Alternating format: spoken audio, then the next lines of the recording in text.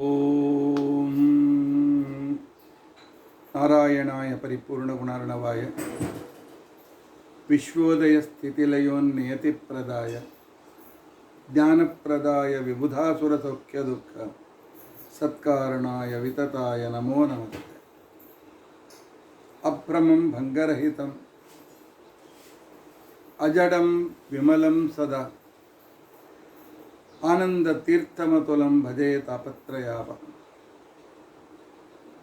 ಭವತಿ ಯದನುಭಾವಾದೇಡಮೂಕೋಪಿ ವಾಗ್ಮಿ ಜಡಮತಿರಪಿ ಜಂತುರ್ಜಾಯತೆ ಪ್ರಾಜ್ಞಮೌಲಿಃ. ಸಕಲವಚನಚೇತೋ ದೇವತಾ ಭಾರತೀ ಸಾ ಮಮ ವಚಸಿ ನಿಧತ್ತಾಂ ಸನ್ನಿಧಿಂ ಮಾನತೆ. ಅಸ್ಮದ್ಗುರು ಸಮಾರಂಭಾಂ ಟೀಕಾಕೃತ್ಪಾದ ಮಧ್ಯಗಾಂ ಶ್ರೀಮದಾಚಾರ್ಯ ಪರ್ಯಂತಾಂ ವಂದೇ ಗುರು ಪರಂಪರಾ. ವಿದ್ಯಾಯಾಂ ವಿಬುಧಾಚಾರ್ಯ ವೇದ ಜ್ಞಾನಾಬ್ಧಿಚಂದಿರಂ ದುರ್ಮತಧ್ವಾಂತಮಾರ್ತಾಂಡಂ ಸತ್ಯಧ್ಯಾನಮುನಿಂ ಭಜೆ.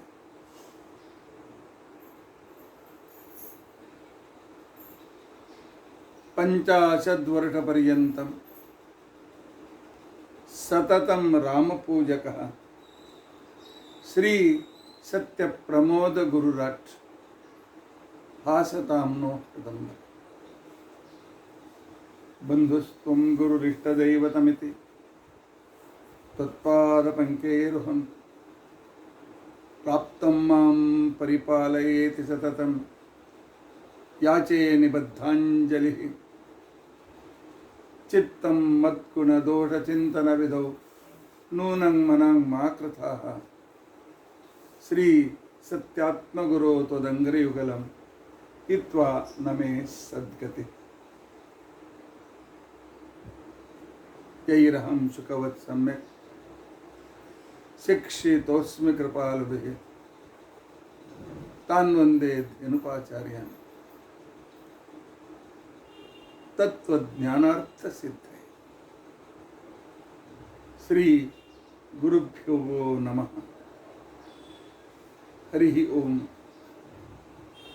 ಹರಿ ಓಂ ಹರಿ ಓಂ ಹರಿ ಓಂ.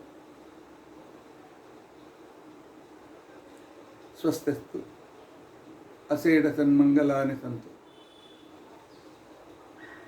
ಶ್ಲೋಕೈಕಶ್ರವಣಪಠನಮಾತ್ರೇಣ ವಕ್ತುಶ್ಚ ಶ್ರೋತॄಣಾಂ ನಿಖಿಲ ಕಲಿಕೃತ ಕಲ್ಮಷಾಪನೋದನಪಡುತ್ತದೆ.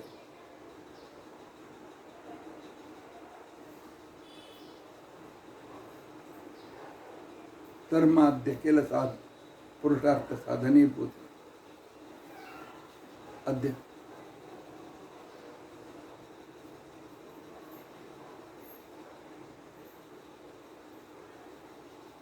ಶ್ರೀ ಸತ್ಯಸಂಧ ತೀರ್ಥಾರ್ಯ ಕೃತ ವಿಷ್ಣುಸ್ತುತಿ ಅರ್ಥವಿವರಣಾರಂಭೆ ಸತಿ ಕಿಂಚಿತ್ ಪೂರ್ವಕಥಾನುವಾದಃ. ಹರಿ ಓಂ ಹರಿ ಓಂ ಹರಿ ಓಂ. ಹರೇ ರಾಮ ಹರೇ ರಾಮ ರಾಮ ರಾಮ ಹರೇ ಹರೇ. ಹರೇ ಕೃಷ್ಣ ಹರೇ ಕೃಷ್ಣ ಕೃಷ್ಣ ಕೃಷ್ಣ ಹರೇ ಹರೇ. ಹರೇ ರಾಮ ಹರೇ ರಾಮ ರಾಮ ರಾಮ ಹರೇ ಹರೇ. ಹರೇ ಕೃಷ್ಣ ಕೃಷ್ಣ ಕೃಷ್ಣ ಹರೇ ಹರೇ. ಹರೇ ರಾಮ ರಾಮ ರಾಮ ಹರೇ ಹರೇ. ಹರೇ ಕೃಷ್ಣ ಕೃಷ್ಣ ಕೃಷ್ಣ ಹರೇ ಹರೇ.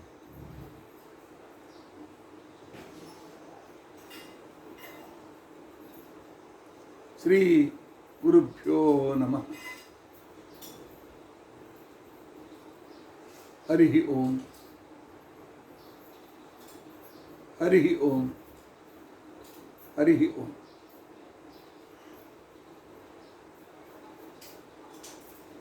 ನಿನ್ನೆ ದಿನ ನಾನು ವೇದಗಳನ್ನು ಅಧ್ಯಯನ ಮಾಡಿದವರ ಮೇಲೆ ನಿನಗೆ ಪ್ರೀತಿ ಇದೆ, ಅಂಥವರನ್ನು ಅನುಗ್ರಹ ಮಾಡ್ತಿ ಅಂತ ಅನ್ನೋದನ್ನು ಗೊತ್ತಿದೆ. ಆದ್ದರಿಂದ ಶ್ರೀಹರಿ, ನಾನು ಘರ್ಮ ಸೂಕ್ತ ಹಾಗೂ ಸಮುದ್ರ ಸೂಕ್ತಗಳಿಗೆ ವ್ಯಾಖ್ಯಾನ ಬರೆದಿದ್ದೇನೆ. ಯಥಾಶಕ್ತಿ ವೇದಜ್ಞನಾಗಿದ್ದೇನೆ. ಆ ಒಂದು ಕಾರಣದಿಂದಾದರೂ ನನ್ನ ಮೇಲೆ ನೀನು ಅನುಗ್ರಹ ಮಾಡುವಂತ ಕೇಳ್ಕೊಳ್ತಾ ಇದ್ದೇನೆ. ಏನಪ್ಪಾ ಸತ್ಯಸಂಧಿ ತೀರ್ಥರೇ, ನನ್ನನ್ನು ಪೂರ್ತಿಯಾಗಿ ನೀವು ಸ್ತೋತ್ರ ಮಾಡಿದ್ದೀರಾ? ಇಲ್ಲ ಸ್ವಾಮಿ, ಸ್ತೋತ್ರ ಮಾಡಲಿಕ್ಕಾಗಲಿಲ್ಲ. ಯಾಕೆ? ಲಕ್ಷ್ಮೀದೇವಿ ನಿನ್ನ ಹೆಂಡತಿ, ಸೃಷ್ಟಿಕರ್ತನಾದ ಬ್ರಹ್ಮದೇವರು ನಿನ್ನ ಮಗ, ಕೈಲಾಸಪತಿಯಾದ ರುದ್ರದೇವರು ನಿನ್ನ ಮೊಮ್ಮಗ, ಉಳಿದವರೆಲ್ಲರೂ ಕಿರೀಟಧಾರಿಯಾದಂಥ ಮಹಾಮಹಾ ದೇವತೆಗಳು ಕೈ ಜೋಡಿಸಿಕೊಂಡು ಪೀತಾಂಬರಧಾರಿಯಾಗಿರ್ತಕ್ಕಂಥ ನಿನ್ನನ್ನು ಸ್ತೋತ್ರ ಮಾಡ್ತಾ ಇದ್ದಾರೆ. ಇಂಥ ಅನಂತ ಗುಣ ತಿಂದು ಯುಕ್ತನಾದ ನಿನ್ನನ್ನು ನಾನು ಹೇಗೆ ಪೂರ್ಣ ವರ್ಣನೆ ಮಾಡಲಿಕ್ಕಾಗ್ತದ? ನನ್ನ ಕಡೆಯಿಂದ ಇದು ಸಾಧ್ಯ ಆಗುತ್ತೆ. ಏನೋ ಒಂದೆರಡು ಶಬ್ದ ಬರ್ತದೆ, ಮಾಡಿದ್ದೇನೆ ಅಂತನ್ನುವ ಒಂದು ವಿನಯವನ್ನು ತೋರಿಸ್ತಾ ಸತ್ಯಸಂಧ ತೀರ್ಥರು ಎಲ್ಲೋ ಬರ್ತಿದ್ರು ಕೂಡ ನನಗೇನು ಬರುವುದಿಲ್ಲ ಅಂತನ್ನೋದನ್ನು ತೋರಿಸ್ಕೊಡ್ತಾರೆ. ಇದಕ್ಕೆ ವಿನಯ ಅಂತಕೊಂಡು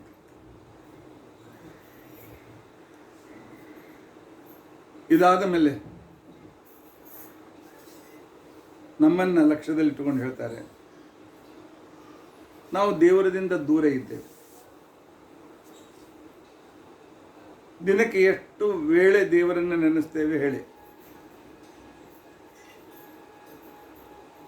24 ತಾಸು ಅಸಂಭವ. 12 ತಾಸು ನಮ್ಮೆಲ್ಲರಿಗೂ ಅಸಂಭವ. ನಮ್ಮ ನಿಮ್ಮಂಥವ್ರನ್ನ ಇಟ್ಕೊಂಡು ಸಾಮಾನ್ಯನ ಜನರನ್ನ ಇಟ್ಕೊಳ್ತಾ ಇದ್ದೇನೆ. ಸ್ವಾಮಿಗಳು ದೊಡ್ಡವರು, ಮಹಾವಿದ್ವಾಂಸರು ಅವರೆಲ್ಲ ಬೇರೆ. ನಿಮ್ಮನ್ನು ಇಟ್ಕೊಳ್ಳೋಣ. 5 ತಾಸು ಇಲ್ಲ, 4 ತಾಸು ಇಲ್ಲ, 3 ತಾಸು ಚದುರ್ ಪೂಜೆ ಪಾರಾಯಣ ಎಲ್ಲ ಸೇರಿ 3 ತಾಸು ಆಗ್ಬೋದು. 2 ತಾಸು ಕೆಲವು ಜನ ಇರ್ಬೋದು. 1 ತಾಸು, ಅರ್ಧ ಗಂಟೆ, ಕೆಲವು 15 ನಿಮಿಷದಲ್ಲಿ ಸಂಧಾನ ಮುಗಿಸ್ಕೊಂಡು ಹೋಗೋರಿದ್ದಾರೆ. ಮುಂದೆ ದೇವರಿಗೆ ನೆನೆಸೋದಿಲ್ಲ. ನಾವು 24 ತಾಸು ದೇವರನ್ನು ನೆನೆಸದೇ ಇರಲಿಕ್ಕೆ ಕಾರಣ ಏನು?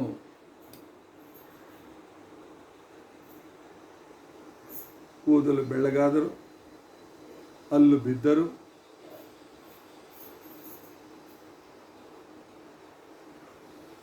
ಆನಂತರ ದೇಹದಲ್ಲಿ ಶಕ್ತಿ ಕಡಿಮೆಯಾದರು, ಮತ್ತು ನಾನು ಸೀರಿಯಲ್ ನೋಡಬೇಕು, ಚಾಟ್ ನೋಡಬೇಕು, ಕ್ರಿಕೆಟ್ ಮ್ಯಾಚ್ ನೋಡಬೇಕು, ಇವತ್ತು ಇಂಥ ತಿನ್ನಬೇಕು, ಅಲ್ಲಿ ಹೋಗಬೇಕು, ಇಲ್ಲಿ ಹೋಗಬೇಕು, ಆ ಟೂರ್ ಮಾಡಬೇಕು, ಈ ಟೂರ್ ಮಾಡಬೇಕು ಅಂತನ್ನುವ ಸುಖ ಸಾಧನಗಳು ಅಂತ ಅನ್ನಿಸಿಕೊಂಡ, ನಿಜವಾದ ಸುಖ ಸಾಧನ ಅಲ್ಲವು, ಅನ್ನಿಸಿಕೊಂಡ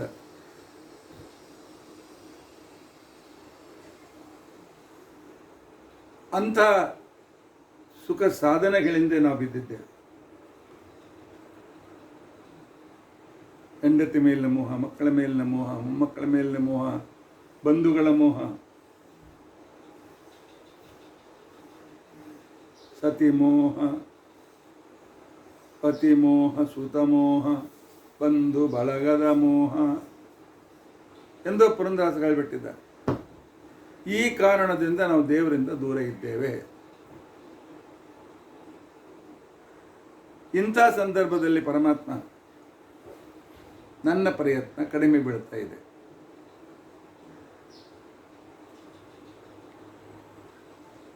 ಆದರೆ ಹೇಳು, ಒಂದು ಉಪಾಯದಿಂದ ಸಾಧ್ಯ ಇದೆ. ಅದು ನಿನ್ನ ಕೈಯಲ್ಲಿದೆ ಪರಮಾತ್ಮ. ಹೇಗೆ? ನೀನು ಸಂಕಲ್ಪ ಮಾಡು, ಈ ವ್ಯಕ್ತಿ 24 ತಾಸು ಧ್ಯಾನ ಮಾಡಲಿ ಆಗ್ತದೆ, ಈ ವ್ಯಕ್ತಿ 12 ತಾಸು ಪೂಜೆ ಮಾಡಲಿ ಅಂತಕೊಂಡು ಸಂಕಲ್ಪ ಮಾಡು. ಆಗ ಮಾತ್ರ ಸಾಧ್ಯ ಇದೆ, ಹೊರತು ನಮ್ಮ ಕಡೆಯಿಂದ ಸಾಧ್ಯವಿಲ್ಲ.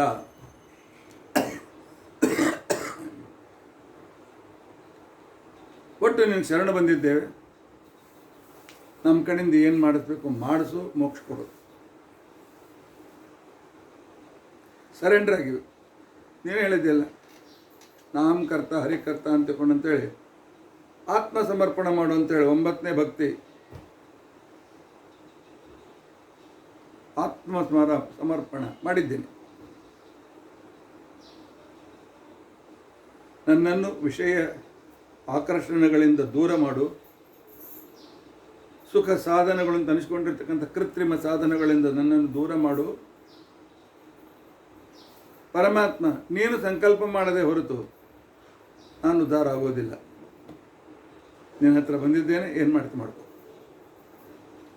ಈ ರೀತಿ ಆತ್ಮಸಮರ್ಪಣೆಯನ್ನು ಈ ಶ್ಲೋಕದಲ್ಲೇ ಮಾಡ್ತಾ ಇದ್ದಾರೆ. ನಮೇವ ಪುಷ್ಯಪಾಠವಂ, ನನ್ನ ಶರೀರದಲ್ಲಿ ತೀರ್ಥಯಾತ್ರೆ ಮಾಡುವಷ್ಟು ಶಕ್ತಿ ಉಳಿದಿಲ್ಲ. ನಯನೇ, ಕಣ್ಣು ಸರಿಯಾಗಿ ಕಾಣ್ತಾ ಇಲ್ಲ, 2 ಕ್ಯಾಟ್ರಾಕ್ಟ್ ಆಪರೇಷನ್ ಆಗಿದೆ, ಆ ಜೊತೆಗೆ ಲೆನ್ಸು ಕೂಡಿಸಿ ಆಗಿದೆ. ಆದರೆ ಆಂತರಿಕ ಶಕ್ತಿ ಇಲ್ಲದೆ ಇದ್ರ ಲೆನ್ಸ್ ಆದರೂ ಎಷ್ಟು ಉಪಯೋಗ ಮಾಡ್ತದೆ, ಆದರೂ ಬ್ಲರ್ ಆಗಿ ನಾನು ಕಾಣಿಸ್ತಾ ಇದೆ. ಕಣ್ಣಿನಲ್ಲೂ ಶಕ್ತಿ ಉಳಿದಿಲ್ಲ. ಇನ್ನು ರೂಪ ನೋಡ್ತಾ ಸಂತೋಷ ಪಡಬೇಕು ಅಂತೇಳಿ ನಾ ಶಬ್ದಗ್ರಹೆ, ಕಿವಿ ಚೆನ್ನಾಗಿ ಕೇಳಿಸ್ತಾ ಇಲ್ಲ. ಸ್ವಾಮಿಗಳ ಪ್ರವಚನ ಕೇಳಬೇಕು ಅಂತಕೊಂಡ್ರೆ ಕಿವಿನೇ ಸರಿಯಾಗಿ ಕೇಳಿಸ್ತಲ್ಲ, ಏನು ಮಾಡಿ. ಸೀತಾಮತನೂರುಹ, ನನ್ನ ಕೂದಲೆಲ್ಲ ಬೆಳಗಾಗೋಗಿದೆ, ಬೆಳ್ಳಗಾಗಿದೆ. ಪ್ರಶಿಥಿಲ ದ್ವಿಜಾನಾಂ ತತಿ, ಅಲ್ಲಿ ಲೂಸಾಗಿ ಬೀಳ್ತಾ ಇವೆ, ಒಂದೆರಡು ಉಳಿದಿವೆ ಬಾಲದರೆ. ತಥಾಪಿ ಅಶುಭೇ ವಿಷಯೇ, ಆದರೂ ಪರಮಾತ್ಮ ಅಮಂಗಲಕರವಾದ ದುಃಖದಾಯಕವಾಗಿರತಕ್ಕಂತಹ ಸಾಂಸಾರಿಕ ಸುಖದ ಕಡೆಗೆ ನನ್ನ ಮನಸ್ಸು ಹರಿದು ಹೋಗ್ತಾ ಇದೆ, ನಿನ್ನ ಕಡೆಗೆ ಬರ್ತಾ ಇಲ್ಲ. ನನ್ನ ಶಕ್ತಿ ಮೀರಿ ಹೋಗಿದೆ. ತ್ವದೀಯ ಹೃದಯಂ ವಿನಾ, ಈಗ ನೀನು ಸಂಕಲ್ಪ ಮಾಡದೇ ಹೊರತು ಬೇರೆ ಉಪಾಯ ಇಲ್ಲ. ನನ್ನ ಉದ್ಧಾರ ಮಾಡು, ಸಂಕಲ್ಪ ಮಾಡು, ನನ್ನ ಕಡೆಯಿಂದ ಏನು ಸಾಧನೆ ಮಾಡುತ್ತೆ ಮಾಡಿಸ್ಕೊ, ನಾನು ನಿಂಗೆ ಸರೆಂಡರ್ ಆಗಿ. ಇದಕ್ಕೆ ಹೇಳ್ತಾರೆ ಆತ್ಮ ಸಮರ್ಪಣೆ ಅಂತ. ನಾಹಂ ಕರ್ತ ಹರಿಕರ್ತ, ಯಾಕೆ ನನ್ನಲ್ಲಿ ಶಕ್ತಿ ಇಲ್ಲ, ಕರ್ತ ಇಲ್ಲ, ಸ್ವತಂತ್ರ ಕರ್ತ ನೀನೆ. ಆದ್ದರಿಂದಾಗಿ ನಾನು ಆತ್ಮ ಸಮರ್ಪಣೆ ಮಾಡಿದ್ದೇನೆ, ಉದ್ಧರಿಸು ಅಂತ ಕೊಂಡಿದ್ದೆ.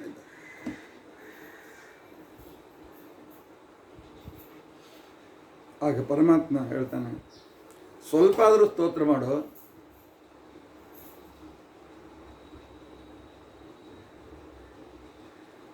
ಪರಮಾತ್ಮ ಸ್ವಲ್ಪ ಆದರೂ ಅಂತ ಹೇಳಿದರೆ ಸತ್ಯಸಂಧರ ಸಾಮರ್ಥ್ಯ ಬಹಳ ಇತ್ತು. ಪರಮಾತ್ಮ ಒಂದೇ ಶ್ಲೋಕದಲ್ಲಿ ನಿನ್ನ 10 ಅವತಾರಗಳನ್ನು ಸ್ತೋತ್ರ ಮಾಡ್ತಾನೆ, ಸ್ವೀಕಾರ ಮಾಡು. ಒಂದು ಶ್ಲೋಕದಲ್ಲಿ 10 ಅವತಾರಗಳ ಶ್ಲೋಕ. ನಿಮಗೆ ದಶಾವತಾರ ಸ್ತೋತ್ರ ಪೂರ್ತಿ ಹೇಳಲಿಕ್ಕೆ ಬೇಸರ ಬಂದಿದ್ದರೆ ಇದೊಂದು ಶ್ಲೋಕ ಹೇಳಬೇಡಿ. ಆಮ್ನಾಯೋದ್ಧಾರ ಭೂಭೃತ್ ಧರಣಿಧರ ಶ್ರೀ ಹಿರಣ್ಯಾಸುರಾರೆ ಖರ್ವಾಂಗ ಕ್ಷತ್ರಪೂರ್ವ ಕ್ಷತ್ರಗೋತ್ರ ಪಹತ್ ದಶರಥ ಭೂಹು ಕಂಸ ಶತ್ರೋ ವಿನೇತ್ರ ಅರವಿನ್ ಶರ್ವೇಶ ಪೂರ್ವ ಅಮರಗಣ ವಿನತಾನಂತರೋಪಕ್ರಿಯಾವನ್ ವ್ಯಾಸಶ್ರೀ ಸತ್ಯಬೋಧ ಹೃದಯ ಗುರು ಹೃದಯ ವಾಸ ವಿಷ್ಣು ನಮಸ್ತೆ. ಆಮ್ನಾಯೋದ್ಧಾರ, ವೇದವನ್ನು ಉದ್ಧಾರ ಮಾಡಿರ್ತಕ್ಕಂತಹ ಮತ್ಸ್ಯಾಕೃತಿಯಾದಂಥ ಪರಮಾತ್ಮನೇ. ಭೂಭೃತ್ ಧರ, ಪರ್ವತವನ್ನು ಬೆನ್ನ ಮೇಲೆ ಧರಿಸಿದ ಕೂರ್ಮರೂಪಿಯೇ. ಧರಣಿಧರ, ಸಮುದ್ರದಲ್ಲಿ ಹೋಗಿ ಭೂಮಿಯನ್ನು ಕೋರೆ ಹಲ್ಲುಗಳು ತೆಗೆದುಕೊಂಡು ಬಂದು ಉದ್ಧಾರ ಮಾಡಿ ಅದರ ಕ್ರಾಂತ ವೃತ್ತದಲ್ಲಿ ಕೂಡಿಸಿರ್ತಕ್ಕಂಥ ವ್ಯಕ್ತಿಯೇ ವರಾಹದೇವನೇ. ಶ್ರೀ ಹಿರಣ್ಯಾಸುರಾರೇ,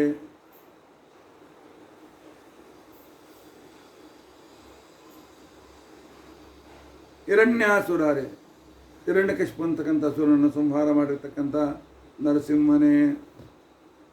ಖರ್ವಾಂಗ, ಗಿಡ್ಡ ರೂಪ ಧರಿಸಿದ ವಾಮನನೇ. ಕ್ಷತ್ರಗೋತ್ರಾಪಹ, ಕ್ಷತ್ರಿಯ ಕುಲವನ್ನೇ ನಾಶಪಡಿಸಿದ ಪರಶುರಾಮನೇ. ದಶರಥ ಭೂಹು, ದಶರಥನ ಮನೆಯಲ್ಲಿ ಅವತರಿಸಿದ ಶ್ರೀರಾಮನೇ. ಕಂಸಶತ್ರು, ಕಂಸನನ್ನು ಸಂಹಾರ ಮಾಡಿದ ಶ್ರೀಕೃಷ್ಣನೇ. ವಿನೇತ್ರ, ಕಣ್ಣಿಗೆ ಕಾಣದೇ ಇರತಕ್ಕಂತಹ ಬುದ್ಧಾವತಾರಿಯೇ. ಗೌತಮ ಬುದ್ಧನಲ್ಲಿದ್ದು ಬುದ್ಧಾವತಾರಿಯಾದ ಪರಮಾತ್ಮ ಜಗತ್ತಿಗೆ, ದೇವತೆಗಳಿಗೆ ಉತ್ತಮ ಜ್ಞಾನ ಕೊಟ್ಟ. ಜಗತ್ತಿನ ಜನರು ಅದನ್ನು ಪ್ರಮಾಣ ತಿಳ್ಕೊಂಡು ಆನಂತರ ವಿನೇತ್ರ, ಅರ್ವಿನ್, ಘೋಡ, ಅಶ್ವ, ಕುದುರೆ ಮೇಲೆ ಕುಳಿತುಕೊಂಡು ಬಂದಿರತಕ್ಕಂಥವನೇ. ಈ 10 ಕಲ್ಕಿ ರೂಪದಿಂದಿರ್ತಕ್ಕಂಥ ಪರಮಾತ್ಮ ಶರ್ವೇಶ ಪೂರ್ವ ಅಮರಗಣ ವಿನತ ಅನಂತ ರೂಪ ಕ್ರಿಯಾವನ್. ಬ್ರಹ್ಮರುದ್ರಾದಿಗಳು, ಅನಂತ ಅಸಂಖ್ಯ ದೇವತೆಗಳು ವೇದಗಳಿಂದ ಉಪದೇಶದಿಂದ ತಿಳಿದು ಯಾವಾಗಲೂ ನಿನ್ನ ಅನಂತ ಅವತಾರಗಳನ್ನು, ನಿನ್ನ ಅನಂತ ರೂಪಗಳನ್ನು, ಅನಂತ ಮಹಿಮೆಗಳನ್ನು ಸ್ತೋತ್ರ ಮಾಡ್ತಾ ಇರ್ತಾರೆ. ಅಂತಹ ಶ್ರೀಹರಿ ವ್ಯಾಸ ಶ್ರೀ ಸತ್ಯಬೋಧಾಹ್ವಯ ಗುರು ಹೃದಯ ವಾಸ ವಿಷ್ಣು ನಮಸ್ತೆ. ನಮ್ಮ ಸತ್ಯಬೋಧ ಗುರುಗಳ ಹೃದಯದಲ್ಲಿರುವ, ಅವರ ಅಂತರ್ಗತನಾಗಿರುವ ಜಗದ್ಗುರುವಾದ ಮಧ್ವಾಚಾರ್ಯ ಅಂತರ್ಗತನಾಗಿರುವ, ನಮ್ಮಿಂದ ಶಾಸ್ತ್ರಜ್ಞಾನಕ್ಕಾಗಿ ಸ್ತುತಿಸಲ್ಪಡುವ ವ್ಯಾಸದೇವರೇ, ವ್ಯಾಸರೂಪಿಯಾಗಿರ್ತಕ್ಕಂಥ ವಿಷ್ಣುವೇ ನಿನಗೆ ನಮಸ್ಕಾರ. ಸ್ತೋತ್ರ ಮಾಡು ಅಂತ ಹೇಳಿದಿಲ್ಲ, ಸ್ವಲ್ಪ ಮಾಡೀನಿ ಅಂತ ಇವ್ರು ಹೇಳಿಕತ್ತಾರೆ. ಆದರೆ ನಮ್ಮ ದೃಷ್ಟಿಯಿಂದ ಒಂದೇ ಶ್ಲೋಕದಲ್ಲಿ 10 ಅವತಾರಗಳು, ಆನಂತರ ಅನಂತ ದೇವತೆಗಳಿಂದ, ಅನಂತ ಗುಣಗಳಿಂದ ಸ್ತುತಿಸಲ್ಪಡುವ ಗುರುವಂತರ್ಗತ, ಜಗದ್ಗುರುವಂತರ್ಗತ ವ್ಯಾಸರೂಪಿಯಾದ ಶ್ರೀಹರಿಯೇ ವಿಷ್ಣು ನಮಸ್ತೆ. ನಮಸ್ಕಾರಪ್ಪ. ಜ್ಞಾನಿಗಳು ಹೀಗೆ ಇರ್ತಾರೆ, ದೇವರನ್ನು ನೆನೆಸ್ಬೇಕು.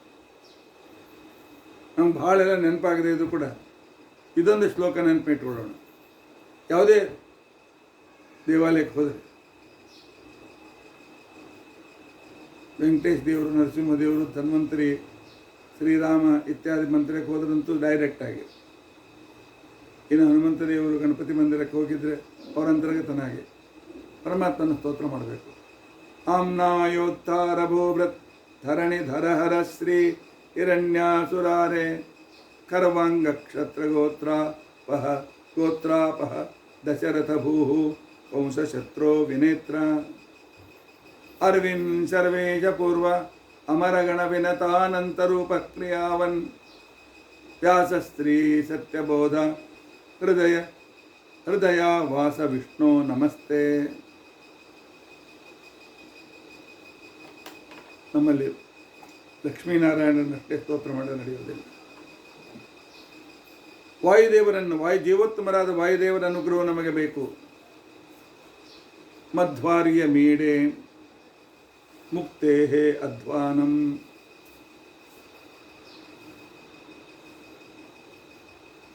ಮಾಂ ಅದರ್ಶಯತ್ ವಿದ್ವಾನನಮುಪನ್ಯಾಸ ಶುದ್ಧ್ವಾನ ಜಿತವಾವಿನಂ. ವಿದ್ವಾನನ ಉಪನ್ಯಾಸ ಶುದ್ಧ್ವಾನ ಜಿತವಾದೆನ. ಚಂದ್ರನಂತೆ ಸುಂದರವಾದ ಮುಖವುಳ್ಳ ಮಧ್ವಾಚಾರ್ಯರೇ,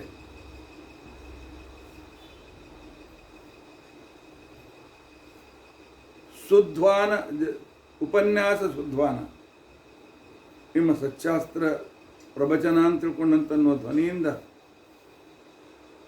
ಸಕಲ ದುರ್ವಾದಿಗಳನ್ನು ಖಂಡಿಸಿ ದೂರ ಮಾಡಿದವನೇ,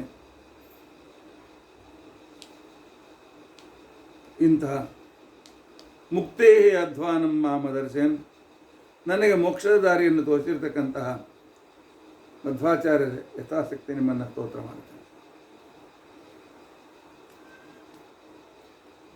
ಆನಂತರ ರೀತಿಯ ಮಾಡ್ತೇವೆ ಇದನ್ನು ರೂಪಾಂತರ.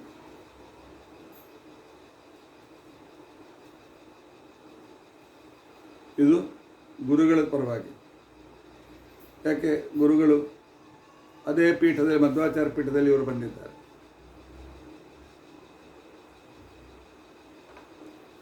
ಇದನ್ನು ಕೃಷ್ಣನ ಪರವಾಗಿ ಅರ್ಥ ಮಾಡ್ಬೋದು. ಮಧ್ವಾರ್ಯಂ ಈಡೆ ಮಧುನಾಮಕನಾಗಿರ್ತಕ್ಕಂಥ ದೈತ್ಯನನ್ನು ಕೊಂದಿರ್ತಕ್ಕಂತಹ ಶ್ರೀಕೃಷ್ಣ. ಮಧ್ವ ಆರ್ಯಂ, ಮಧ್ವಾಚಾರ್ಯರಿಗೆ ಗುರುವಾಗಿರ್ತಕ್ಕಂಥ ಶ್ರೀಕೃಷ್ಣ, ನೀನು ಚಂದ್ರನಂತೆ ಮುಖವುಳ್ಳ ಶ್ರೀಕೃಷ್ಣನಾಗಿದ್ದೆ. ಆ ನಂತರ ಮುಕ್ತಿ ಮಾರ್ಗ ಪ್ರದರ್ಶಕನೂ ಆಗಿದ್ದೆ. ಇಂತಹ ನಿನ್ನನ್ನು ನಾನು ಸ್ತೋತ್ರ ಮಾಡ್ತೇನೆ.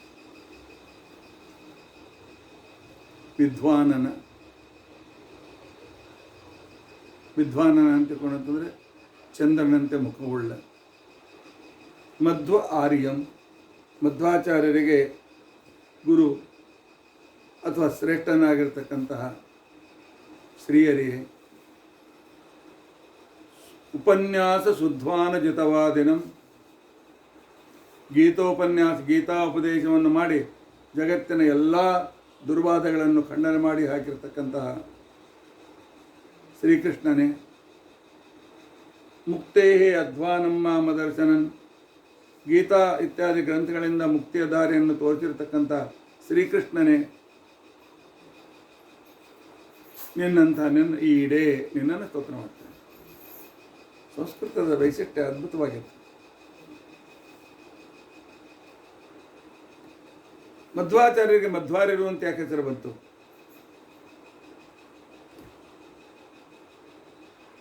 ಮಧು ವ ಆರ್ಯ.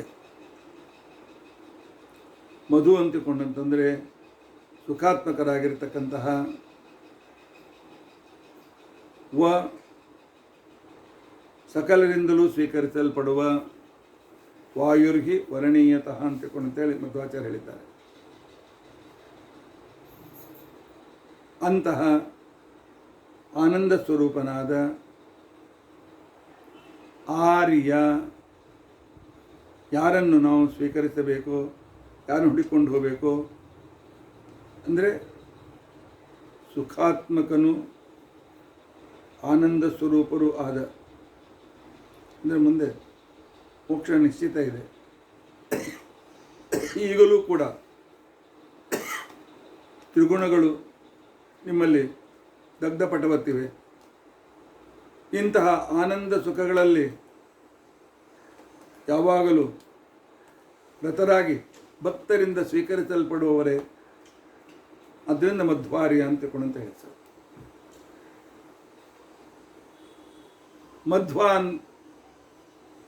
ಮಧ್ವಾರ್ಯ ಮಧುನಾಮಕನಾಗಿರ್ತಕ್ಕಂಥ ಮಧು ಅರಿ, ಮಧುನಾಮಕ ದೈತ್ಯನ ಹರಿ ಶ್ರೀಕೃಷ್ಣ ಪರಮಾತ್ಮ ಅಂಥ ವ್ಯಕ್ತಿಯನ್ನು ಯಾವಾಗಲೂ ಹುಡುಕಿ ಆ ಪರಮಾತ್ಮನನ್ನು ಪೂಜೆ ಮಾಡ್ತಕ್ಕಂಥವ್ರು, ಎಲ್ಲ ಕಡೆಯಲ್ಲಿ ಭಗವಂತನನ್ನು ಕಾಣ್ತಕ್ಕಂಥವರು.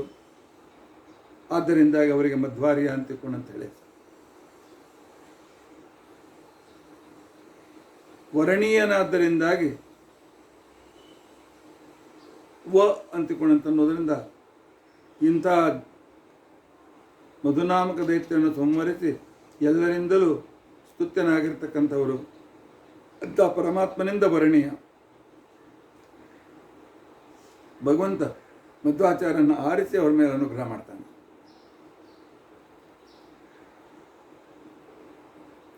ಮಧು ಅಂತ ತಿಳ್ಕೊಂಡಂತಂದರೆ ಮ ಶಬ್ದಕ್ಕೆ ಆನಂದ ಅಂತ ಅರ್ಥ. ಮಧು ಅಂದರೆ ಆನಂದ, ವ ಅಂದರೆ ಜ್ಞಾನ.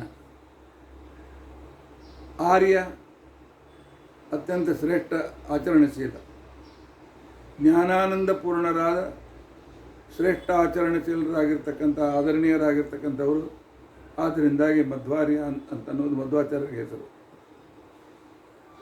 ಅಥವಾ ಮಧುವಿದ್ಯ ವ ಜ್ಞಾನಂ, ಯಾರು ಮೋಕ್ಷವನ್ನು ಪಡೆಯಬೇಕಾಗಿದೆ, ಯಾರು ಅಮೃತಪಾನ ಮಾಡಬೇಕಾಗಿದೆ, ಅಪರೋಕ್ಷ ಜ್ಞಾನ ಪಡೆಯಬೇಕಾಗಿದೆ, ಅವರಿಗೆ ಮಧುವಿದ್ಯೆ ಗೊತ್ತಿರಬೇಕು.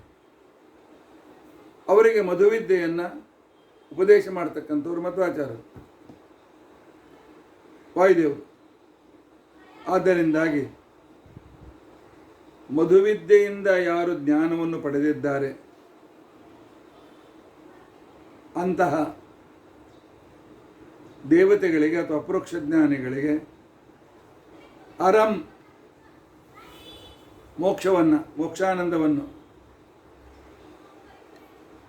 ಕೊಡುವುದಕ್ಕೋಸ್ಕರ ಅವರನ್ನು ಕರೆದುಕೊಂಡು ಹೋಗ್ತಕ್ಕಂಥ ವ್ಯಕ್ತಿ ಮಧ್ವಾರ್ಯ ಅಂತಿಕೊಂಡು ಹೇಳಂದಿದ್ದಾರೆ.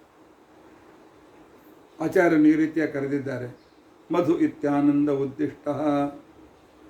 ಮಧು ಅಂತಂದರೆ ಆನಂದ, ವ ಅಂತಿಕೊಂಡಂತಂದರೆ ಜ್ಞಾನ, ಅಥವಾ ವ ಅಂತಿಕೊಂಡಂತಂದರೆ ತೀರ್ಥ, ಪವಿತ್ರತೆ ಅಂತ ಅರ್ಥ. ಮಧ್ವ ಆನಂದ ತೀರ್ಥ ಸ್ಯಾತ್. ಮಧ್ವಾಚಾರ್ಯ ಅಂತಂದ್ರೆ ಆನಂದ ತೀರ್ಥರು ಅಂತ ಅರ್ಥ. ತೃತೀಯ ಮಾರುತಿ ತನು ಅಂತಿಕೊಂಡು ಹೇಳಂಗಿದ್ದಾರೆ.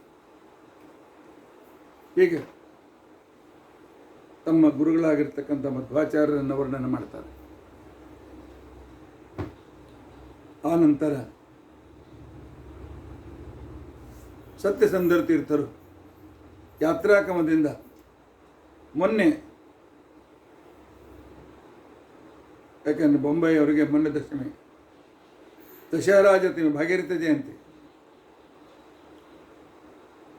ಅವತ್ತಿನ ದಿವಸ ಗಂಗಾ ಪೂಜೆ ಮಾಡಿದರೆ ನಮ್ಮ 10 ತರಹದ ಪಾಪಗಳು ದೂರವಾಗುತ್ತವೆ. 10 ತರಹದ ಪಾಪ ಯಾವುದು? ದಶಹರಾ ದಶಮಿ, 10 ದೂರ ಮಾಡುವ ದಶಮಿ. ಪಂಚ ಜ್ಞಾನೇಂದ್ರಿಯಗಳಿಂದ ಪಂಚಕರ್ಮೇಂದ್ರಿಯಗಳಿಂದ ಮಾಡುವ ಪಾಪಗಳು.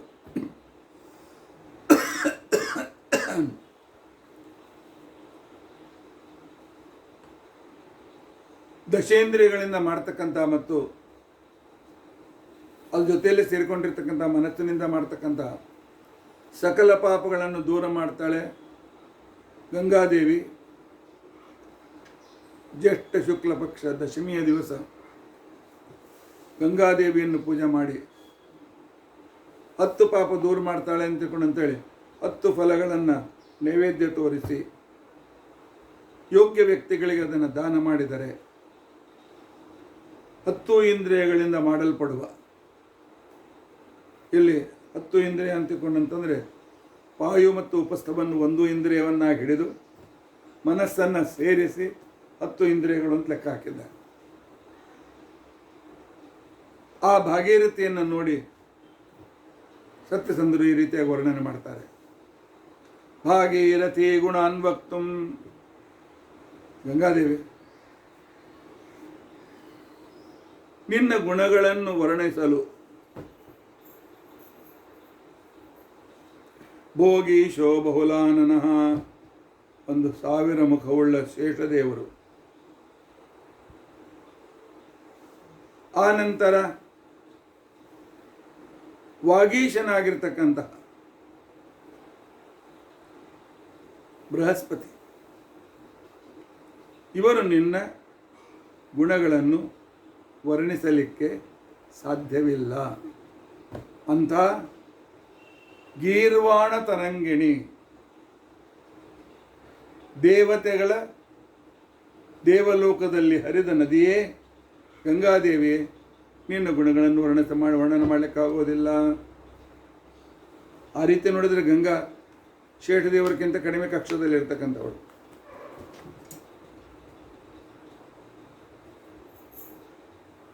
ಆದರೆ ಶೇಷದೇವರು ವರ್ಣನೆ ಮಾಡಲಿಕ್ಕೆ ಆಗೋದಿಲ್ಲ ಅಂದ್ರೆ ಏನರ್ಥ? ಯಾಕೆ? ಉತ್ತಮರಾದವರು ತಮ್ಮ ಸಣ್ಣವರನ್ನು ಪೂರ್ತಿಯಾಗಿ ತಿಳ್ಕೊಳ್ಳಿಕ್ಕೆ ಆಗೋದಿಲ್ಲ. ಹಾಗಲ್ಲ.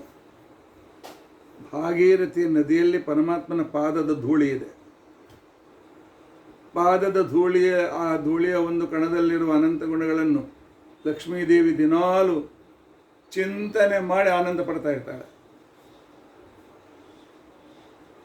ಅದನ್ನು ಸೇಠದೇವರು ವರ್ಣನೆ ಮಾಡ್ಲಿಕ್ಕೆ ಆಗ್ತಾನು? ಆ ಅರ್ಥದಲ್ಲಿ ಇಟ್ಕೊಳ್ಳೋದು. ಇನ್ನು ಬೃಹಸ್ಪತ್ಯಾಚಾರ ಅಂತೂ ತಾರತಮ್ಯದಲ್ಲಿ ಕಡಿಮೆಯವರೇ. ಆದ್ದರಿಂದಾಗಿ ಬೃಹಸ್ಪತ್ಯಾಚಾರವು ಕೂಡ ನಿನ್ನಲ್ಲಿದ್ದ ಗುಣಗಳನ್ನು ವರ್ಣನೆ ಮಾಡಲಿಕ್ಕಾಗೋದಿಲ್ಲ.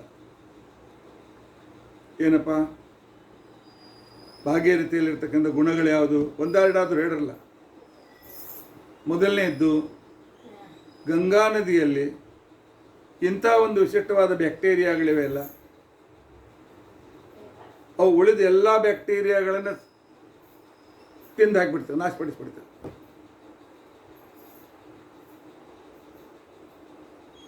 ಒಂದು 1000 ಲೀಟರ್ ಟ್ಯಾಂಕ್ನಲ್ಲಿ, ನೀರಿರುವ ಟ್ಯಾಂಕ್ನಲ್ಲಿ 1 ಲೀಟರ್ ಗಂಗಾ ನೀರನ್ನು ಹಾಕಿದರೆ ಪೂರ್ತಿ ನೀರು ಸ್ವಚ್ಛವಾಗ್ತದೆ. ಮಧ್ಯದಲ್ಲಿ ಗಂಗಾಜಲ ಅಂತೇಳಿ ಆನ್ಲೈನಲ್ಲಿ ಸಿಗ್ತಾ ಇತ್ತು. ನಂತರ ಏನು ಬ್ಯಾನ್ ಮಾಡಿದ್ರು ಏನೋ ಗೊತ್ತಿಲ್ಲ, ಈಗಾಕೋ ಸಿಗ್ತಾ ಇಲ್ಲ. ಅಷ್ಟು ಪವಿತ್ರವಾದದ್ದು ಗಂಗಾ ನೀರು ತಂದಿಟ್ಕೊಳ್ರಿ. ಎಷ್ಟೋ ವರ್ಷಗಳಾದರೂ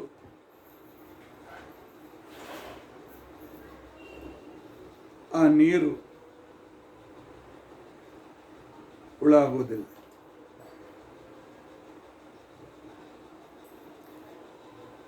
ನಾನು ನನ್ನ 18ನೇ ವಯಸ್ಸಿನಲ್ಲಿ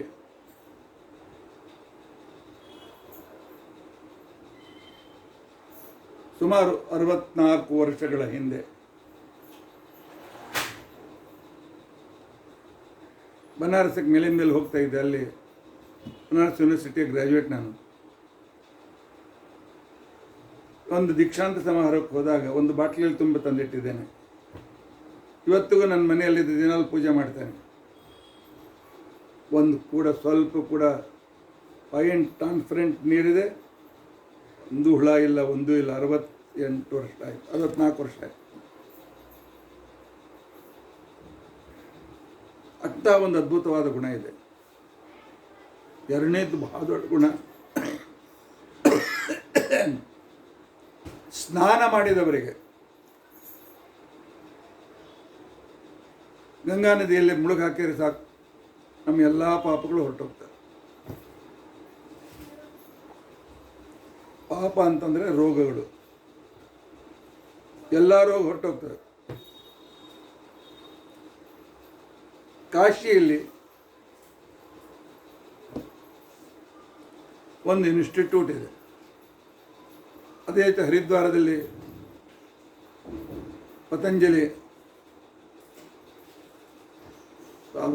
ಸ್ವಾಮಿ ರಾಮದೇವ್ ಅವರ ಒಂದು ಮೆಡಿಕಲ್ ಇನ್ಸ್ಟಿಟ್ಯೂಟ್ ಇದೆ. ಅಲ್ಲೇನು ಸಾತ್ವಿಕ ಆಹಾರ, ಗಂಗಾ ನೀರು ಕುಡಿಲಿಕ್ಕೆ ಕೊಡ್ತಾರೆ. ಕ್ಷಯರೋಗಿಗಳು, ಕ್ಯಾನ್ಸರ್ ರೋಗಿಗಳು, ಮನೋರೋಗಿಗಳು ಗುಣ ಆಗಿದ್ದಾರೆ ಸಾಕಷ್ಟು ಜನ, ಕೇವಲ ಗಂಗಾ ನೀರು ಕುಡಿದು. ಈ ರೀತಿಯಾಗಿರ್ತಕ್ಕಂತಹ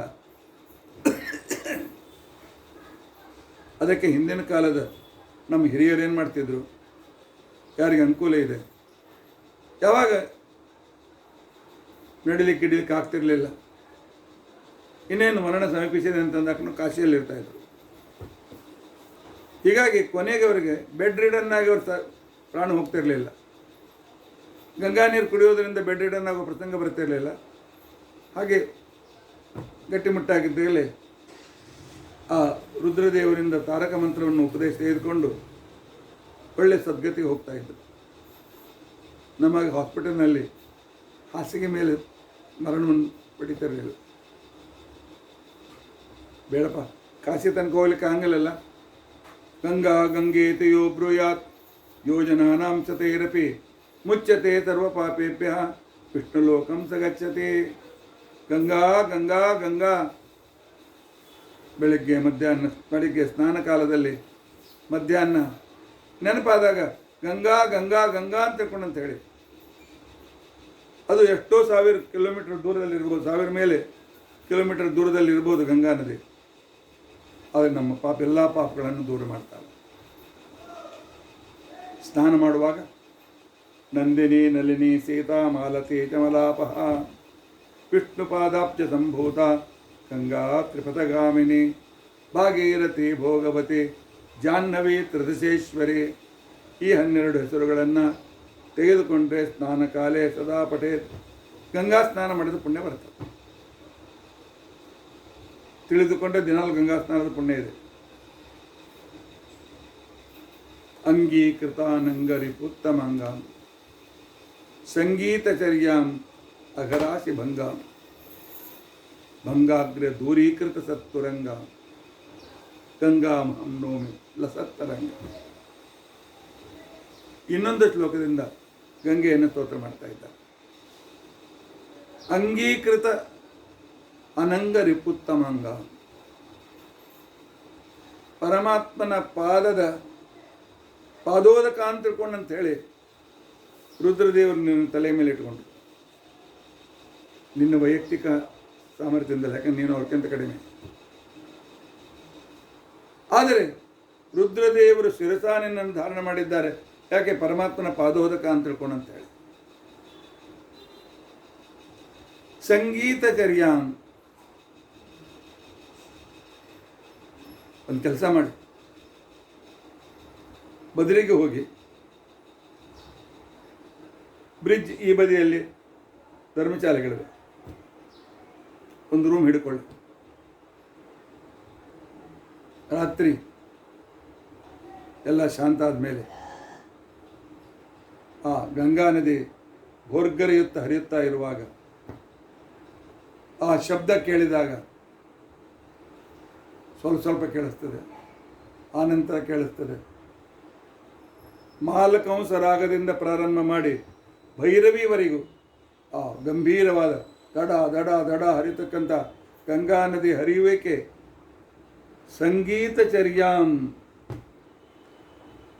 ಎಲ್ಲ ರಾಗಗಳ ಸಂಗೀತವನ್ನು ಹೇಳ್ತಾ ಇದ್ದಾಳೇನೋ ಗಂಗಾದೇವಿ ಅಂತ ಅನುಭವ ಬರ್ತದೆ. ಆ ಅನುಭವನ ತೆಗೆದುಕೊಂಡಿದ್ದೆ. 2 ದಿವಸ ಈ ಕಡೆಗೆ ಅಲಕನಂದ ನದಿ, ಅದರ ಮೇಲೆ ಸ್ವಲ್ಪ ದೂರದಲ್ಲಿ ಧರ್ಮಶಾಲೆ. ಅತ್ಯಂತ ಚಳಿ, ರಾತ್ರಿ ನಿದ್ದೆ ಬರ್ತಾ ಇಲ್ಲ. ದೇವರು ಧ್ಯಾನ ಮಾಡ್ತಾ ಕೂತ್ಕೊಂಡ್ರೆ ಆ ಗಂಗಾ ನದಿಯ ಭೋರ್ಗರೆಯುವ ಶಬ್ದದಲ್ಲಿ ಸಾಮಾನ್ಯ ರಾಗಗಳು ಇವೆ, ವಿಶಿಷ್ಟ ರಾಗಗಳು ಇವೆ, ಭೈರವಿ ರಾಗವೂ ಇದೆ, ಶಿವತಾಂಡವದ ಸಂದರ್ಭದಲ್ಲಿ ಹೇಳುವ ರಾಗವೂ ಇದೆ. ಈ ರೀತಿಯಾಗಿ ಸಂಗೀತಚರ್ಯಾಂ. ಮತ್ತೆ ಅಘರಾಶಿ ಭಂಗಾಂ. ಒಂದು ಮುಳುಗು ನಿನ್ನಲ್ಲಿ ಹಾಕಿದರೆ ಸಾಕು ಗಂಗಾದೇವಿ, ನಮ್ಮ ಪಾಪಗಳ ರಾಶಿಯಂತೇನಿದೆ ಎಲ್ಲ ರಾಶಿಯನ್ನು ದೂರ ಮಾಡಿಬಿಡ್ತೀವಿ. ಅಂಥ ಅದ್ಭುತವಾದ ಸಾಮರ್ಥ್ಯ ನಿನ್ನಲ್ಲಿದೆ. ಭಂಗಾಗ್ರ ದೂರೀಕೃತ ಸತ್ತುರಂಗಾಂ. ಸತ್ತುರಂಗಾಂ. ಸತ್ ತರಂಗಾಂ. ಸತ್ ಊ ತರಂಗಾಂ. ನಿನ್ನಲ್ಲಿರ್ತಕ್ಕಂಥ ತರಂಗಗಳಿಂದ ಭಂಗಾಗ್ರ ದೂರೀಕೃತ. ನಮ್ಮ ದುಃಖ ಭಂಗಗಳು, ನಮ್ಮ ಜೀವನದಲ್ಲಿ ದುಃಖ ದುಮ್ಮಾನಗಳು ಅಂತೇನಿವೆ, ಅವುಗಳನ್ನು ನಿನ್ನ ತರಂಗಗಳಿಂದ ದೂರ ಮಾಡಿಬಿಡ್ತೀವಿ. ಅಂತ ನಮ್ಮ ದುಃಖವನ್ನು ದೂರ ಮಾಡುವ ಅತ್ಯುತ್ತಮವಾದ ತರಂಗಗಳಿಂದ ಯುಕ್ತಳಾಗಿರ್ತಕ್ಕಂಥವಳೆ ಲಸತ್ತರಂಗ. ಉತ್ತಮ ರೀತಿಯಿಂದ ಭೋರ್ಗರೆಯುತ್ತ ಹರಿಯುತ್ತಿರುವ ಎಲೆ ಗಂಗಾದೇವಿ, ಅಹಂ ನೌಮಿ, ನಿನಗೆ ನಾನು ನಮಸ್ಕಾರ ಮಾಡ್ತೇನೆ, ನನ್ನ ನಮಸ್ಕಾರವನ್ನು ಸ್ವೀಕರಿಸು ಅಂತ ತಿಳ್ಕೊಂಡು ಅಂತೇಳಿ 2 ಶ್ಲೋಕದಲ್ಲಿ ಗಂಗಾದೇವಿಯನ್ನು ಸ್ತೋತ್ರ ಮಾಡ್ತಾರೆ. ಭಾಗೀರಥಿ ಗುಣಾನ್ ವಕ್ತುಂ ಭೋಗೀಶೋ ಬಹುಲಾನನಃ ವಾಗೀಶೋಪಿ ಕ್ಷಮೋ ನೈವ ಹೇ ಗೀರ್ವಾಣ ತರಂಗಿಣಿ ಅಂಗೀಕೃತಾನಂಗ ವಿಪುತ್ತಮಂಗಾಂ ಸಂಗೀತಚರ್ಯಾಂ ಅಘರಾಚಭಂಗಾಂ ಭಂಗಾಗ್ರ ದೂರೀಕೃತ ಸತ್ತುರಂಗಾಂ ಗಂಗಾಂ ಅಹಂ ನೋಮಿ ಲಸತ್ತರಂಗ.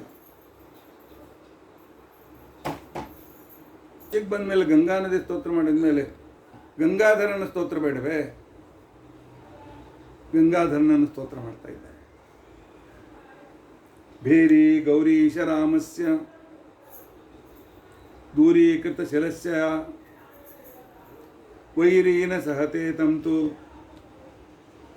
ತಂ ತ್ವಂ ದೂರೀಕುರು ತವ ಸ್ಥಳಾತ್.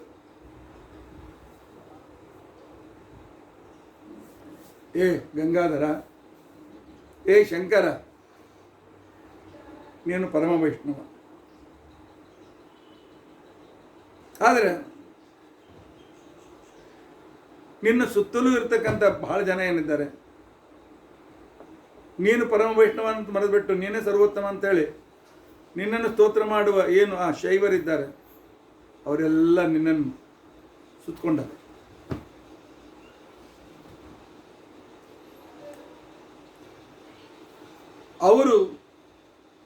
ಅವರನ್ನು ದಾಟಿ ನಾ ಹೇಗೆ ಬರಲಿ ನಿನ್ನ ಹತ್ರ?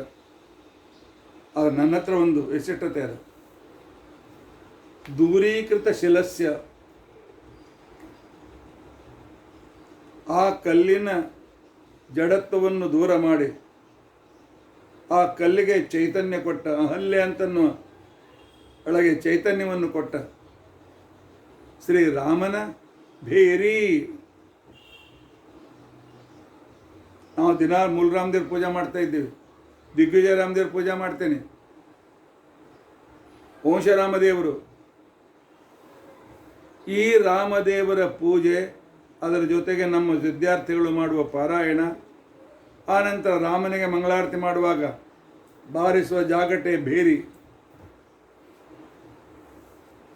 ಇವುಗಳಿಂದ ಈ ಶಿವಸರ್ವೋತ್ತಮವಾದಿಗಳು ಅಂತೇನಿದ್ದಾರೆ ಇವರಿಗೆ ಸಾಧನೆ ಮಾಡಲಿಕ್ಕೆ ಆಗೋದಿಲ್ಲ. ಆದ್ದರಿಂದಾಗಿ ನಿನ್ನ ಸ್ಥಳದಿಂದ ಅವರನ್ನು ದೂರ ಮಾಡು. ಪರಮ ವೈಷ್ಣವೋತ್ತಮ ಅಂತ ಅನ್ನೋ ದೃಷ್ಟಿಯಿಂದ ನಿನ್ನನ್ನು ಬಂದು ನಾನು ಸ್ತೋತ್ರ ಮಾಡ್ತೇನೆ, ನಿನ್ನ ಸೇವೆ ಮಾಡ್ತೇನೆ. ಹೇಳುವ ಕ್ರಮದಲ್ಲಿ ವಿಷ್ಣು ಸರ್ವೋತ್ತಮತ್ವ ಬಿಟ್ಟು ಉಳಿದ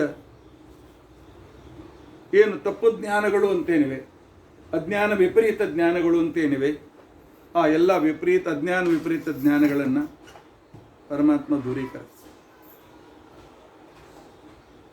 ಹೌದು, ರುದ್ರದೇವರು ನಮಗೆ ತಾರಕ ಮಂತ್ರವನ್ನು ಉಪದೇಶ ಮಾಡ್ತಕ್ಕಂಥದ್ದು. ತಾರಕ ಮಂತ್ರ ಅಂತ ತಿಳ್ಕೊಂಡಂತಂದರೆ ಶ್ರೀರಾಮ ಮಂತ್ರ.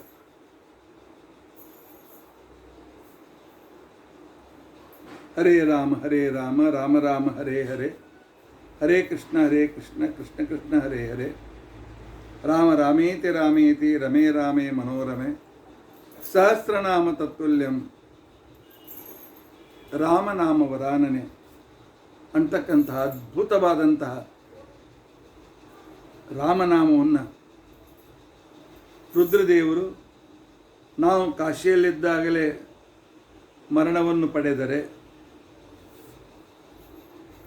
ನಮ್ಮ ಕಿವಿಯಲ್ಲಿ ಬಂದವರು ಹೇಳ್ತಾರಂತೆ ಪ್ರಾಣ ಹೋಗುವಾಗ ರಾಮನಾಮ ಜಪಿಸು ಅಂತ ತಿಳ್ಕೊಂಡಂತೆ. ಆದ್ದರಿಂದಾಗಿ ತುಂಗಾಪಾನ ಕಾಶಿವಾಸ ಅಂತಕೊಂಡಂತೇಳಿ ನಮ್ಮಲ್ಲಿ ಗಾದೆ ಮಾತಿದೆ. ಸಕ್ಕರೆಯಂತೆ ಸಿಹಿಯಾದ ತುಂಗಭದ್ರೆಯ ನೀರು, ತುಂಗ ಮತ್ತು ತುಂಗಭದ್ರೆಯ ನೀರು. ಆ ನಂತರ ಕಾಶಿಯ ವಾಸ ಪುಣ್ಯವಿದ್ದರೆ ಮಾತ್ರ ಸಿಗ್ತದೆ ಅಂತ ತಿಳ್ಕೊಂಡಂತೇಳಿ ಶಾಸ್ತ್ರದಲ್ಲೇ ಹೇಳ್ತಾರೆ. ಆದ್ದರಿಂದಾಗಿ ಆ ಶೈವರನ್ನು ದೂರ ಮಾಡು, ನಾನು ನಿನ್ನ ಹತ್ರ ಬಂದು ನಿನ್ನ ಸ್ತೋತ್ರವನ್ನು ಮಾಡ್ತೇನೆ, ನಿನ್ನ ಪೂಜೆ ಮಾಡ್ತೇನೆ ಅಂತ ತಿಳ್ಕೊಂಡು ತಂದಿದ್ದ. ಇನ್ನೊಂದು ಅರ್ಥವನ್ನು ಸೂಚನೆ ಮಾಡ್ತಾರೆ. ಪರಮಾತ್ಮ ನಾನು ವೃಂದಾವನಸ್ಥಾಗುವ ಸ್ಥಳ ಬಹಳ ದೂರದಲ್ಲಿದೆ, ಎಲ್ಲ ರುದ್ರದೇವರೇ. ಆದ್ದರಿಂದಾಗಿ ನೀನು ನನ್ನನ್ನು ಬೇಗನೆ ನಿನ್ನ ಊರಿಂದ ಹೊರಗೆ ಹಾಕು. ರುದ್ರದೇವರಿಗೆ ನಿಮ್ಮ ಊರಿಂದ ನಂಗೆ ಹೊರಗೆ ಹಾಕೊಂಡು ದೂರ ಹಾಕುವಂತ ಯಾಕೆ?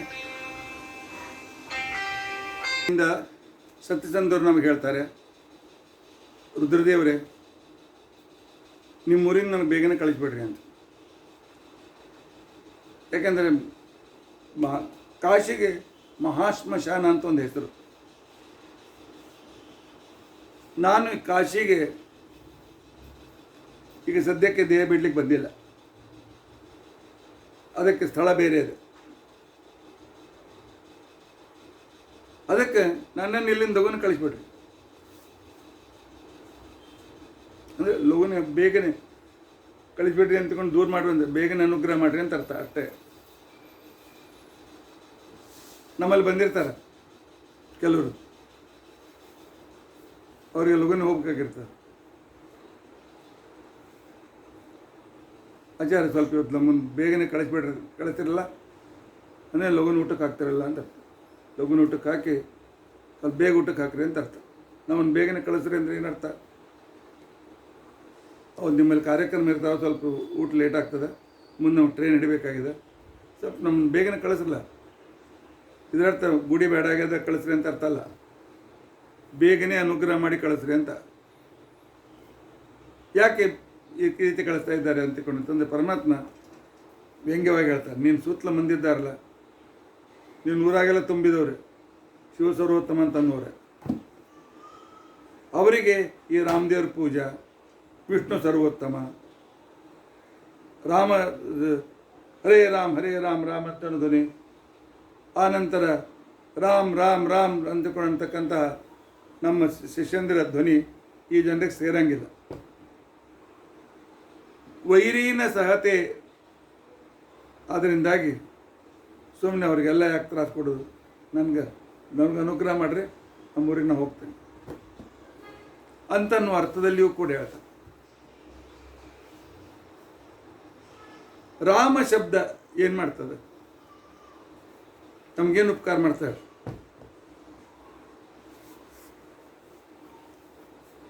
ರಾ ಆ ಅಂದಾಕ್ಷಣಕ್ಕೇನೆ ಎಲ್ಲ ಪಾಪಗಳು ಹೊರಟೋಗ್ತಾವೆ, ಮತ್ತೆ ನಮ್ಮಲ್ಲಿ ಬರ್ಲಿಕ್ಕೆ ಟ್ರೈ ಮಾಡ್ತಾವೆ. ರಿಬೌಂಡು ಅಷ್ಟೊತ್ತಿಗೆ ಬಾಯಿಗೆ ಕೀಲಿ ಹಾಕ್ಬಿಡ್ತಾರೆ, ಒಳಗೆ ಬರುವಂಗಿಲ್ಲ. ರಾ ಎಲ್ಲ ಪಾಪಗಳು ಹೊರಟೋಗ್ಲಿ, ತಿರುಗಿ ಬರುವಂಗಿಲ್ಲ. ಎರಡು ತೊಟ್ಟು ಜೋಡಿಸ್ತಾರೆ ಮಾಡ್ಲಿಕ್ಕೆ ಆಗಿಲ್ಲ. ಅಥವಾ ನಾವು ಯಾರಾದ್ರು ಬಿಟ್ಟದ ರಾಮ್ ರಾಮ್ ಅಂತಂತೀವಿ, ನಾವು ಅನ್ನೋಂಗಿಲ್ಲ. ನಾವೆಲ್ಲ ಅಲ್ಲಿ ಒಪ್ಪೆಲ್ಲ ಏನೋ ಅಂತ ಅನ್ಕೋತಿಲ್ಲ ಅವೆಲ್ಲ. ಆದರೆ ಹಿಂದಿನ ಕಾಲದಲ್ಲಿ ರಾಮ್ ರಾಮ್ ಅಂತಿದ್ರು. 2 ಸಲ ರಾಮ್ ರಾಮ್ ಅಂತ ಯಾಕಂತಿದ್ರು? ಒಂದು ಸಲ ರಾಮ್ ಅಂತಕೊಂಡಂತೇಳಿ ಈ ರೀತಿಯಾಗಿ ಹೇಳ್ಬೋದಾಗಿತ್ತಲ್ಲ, ಇಲ್ಲ. ಅಲ್ಲೊಂದು ಅರ್ಥ ಅದು. ರಾಮ್ ರಾಮ್ 2 ಸಲ ರಾಮ್ ಅಂತ ಯಾಕಂತ ಕರೀತಾರೆ? ಇದೇ ನಮ್ಮ ಶಾಸ್ತ್ರದ ರಹಸ್ಯ. ಏನು ರಹಸ್ಯ ಅಂತಕೊಂಡಂತಂದ್ರೆ, ರ ಇದು ವ್ಯಂಜನದಲ್ಲಿ 27ನೇದು. ಹೇಳಿ ಎಷ್ಟಾಯಿತು? ರ ಇದು 27. ಕ ಖ ಗ ಘ ङ ಚ ಛ ಜ ಝ ಯ ಟ ಠ ಡ ಢ ಣ ತ ಥ ದ ಧ ನ ಪ ಫ ಬ ಭ ಮ ಯ ರ 27. ಆಮೇಲೆ ಆ ಸ್ವರದಲ್ಲಿ ನಂಬರ್ 2, 27 + 2. ಆ ನಂತರ ಮ 25ನೇ ಅಕ್ಷರ. 22, 7, 29 + 25 54. ಒಂದು ಸಲ ರಾಮ್ ಅಂತ ಹೇಳಿದರೆ ಪರಮಾತ್ಮನ 154 ಸಲ ಹೇಳಿದಂತೆ ಭಗವಂತನ ಹೆಸರು. ಇನ್ನೊಂದು ಸಲ ರಾಮ್ ಹೇಳಿದ್ರೆ 108. ಯಾರಾದರೂ ಭೇಟಿಯಾದಾಗ ರಾಮ್ ರಾಮ್ ಅಂತೇಳಿ ಹೇಳಿದರೂ ಕೂಡ 108 ಸಲ ರಾಮ ಮಂತ್ರ ಹೇಳಿದ ಫಲ ಸಿಗ್ತದೆ. ಆದರೆ ರುದ್ರದೇವ ಇನ್ನು ಮುಂದೆ ಹೋಗ್ತಾರೆ.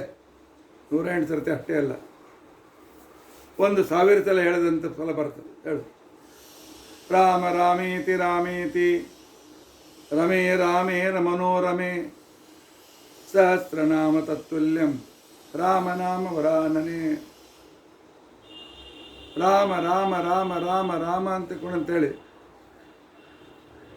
ಹೇಳು. 1,000 ಸಲ ಹೇಳಿದಷ್ಟು ಪುಣ್ಯ ಬರ್ತದೆ. ವಿಷ್ಣು ಸಹಸ್ರನಾಮ ಹೇಳಿದ ಪುಣ್ಯ ಬರ್ತದೆ ಅಂತ. ಅಂಥ ರಾಮನ ಪೂಜಕನಾದ ನಾವು ರುದ್ರದೇವರೇ ಬೇಗ ಅನುಗ್ರಹ ಮಾಡಪ್ಪ, ಮುನನಿಯಾಮಕರು ಅಂಥೇಳಿ ಇಲ್ಲಿ ಪ್ರಾರ್ಥನೆ ಮಾಡ್ಕೊಳ್ತಾ ಇದ್ದಾರೆ. ಭೇರಿ ಗೌರೀಶ ರಾಮಸ್ಯ ದೂರೀಕೃತ ಶಿಲಶ್ಚಯ ವೈರೀನ ಸಹತೆ ತಂ ತ್ವಂ ದೂರೀಕುರು ತವ ಸ್ಥಳಾತ್. ವಿಷ್ಣು ಪ್ರೀತ್ಯೈ ಚರಕೋ ನೈವ ಕರ್ತುಃ ವ್ಯರ್ಥಂ ನೀಚಾನ್ ಕರಕಸ್ಸನ್ನುಪಾಸೆ ಆಗಃ ಪೂಗಾನ್ ಮಾಮಕಾತ್ ದುಃಖ ಹೇತೋಃ ಹೇಯಾತ್ ಪಾಯಾತ್ ಶ್ರೀನಿವಾಸಾಖ್ಯ ದೈವಂ.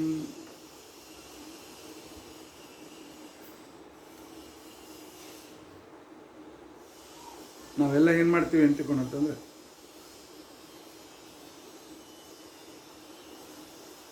ಯಾವಾಗಲೂ ಕನ್ಸೆಷನ್ ಬಯಸ್ತೀವಿ. ಸ್ವಲ್ಪ ಈಗ ಹೋಗಿ ಆ ಕಡೆ ಗೇಟ್ ಇರ್ತದೆ, ಅಲ್ಲಿಂದ ಒಳಗೆ ಬರೋದಿದ್ರೆ ತುಂಬಿ ಹಾರಿ ಹೋಗ್ತದೆ. ಶ್ರೀರಾಮ ಅಂತ ಮಕ್ಕಳಿಗೆ ಹೆಸರಿಡ್ತೀವಿ, ಕರೆಯೋದು ರೇ ರಾಮ್ಯ. ಶ್ರೀಕೃಷ್ಣ ಅಂತ ಹೆಸರಿಡೋದು, ಕಿಟ್ಟೆ ಅಂತ ಕರೆಯೋದು.